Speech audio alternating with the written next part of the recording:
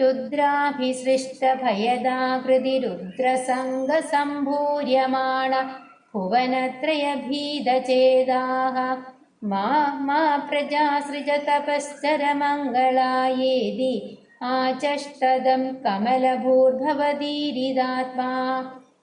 രുദ്രന്റെ പ്രജാസൃഷ്ടിയെക്കുറിച്ചാണ് പറയുന്നത്. രുദ്രൻ അനേകം ഭയങ്കര രൂപികളായ രുദ്രന്മാരെ സൃഷ്ടിച്ചു.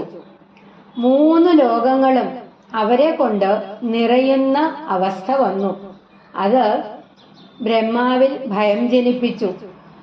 നിന്തിരുവടിയുടെ പ്രേരണ നിമിത്തം ഉള്ളിലിരുന്ന് പ്രേരിപ്പിച്ചതനുസരിച്ച് അരുത്, അങ്ങ് ഇനി പ്രജാസൃഷ്ടി നടത്തരുത്, ലോക നന്മയ്ക്കായി തപസ് ചെയ്താലും എന്ന് രുദ്രനോട് പറഞ്ഞു. ആലോചനയില്ലാത്ത പ്രവൃത്തി അനർത്ഥത്തിന് കാരണമാകും.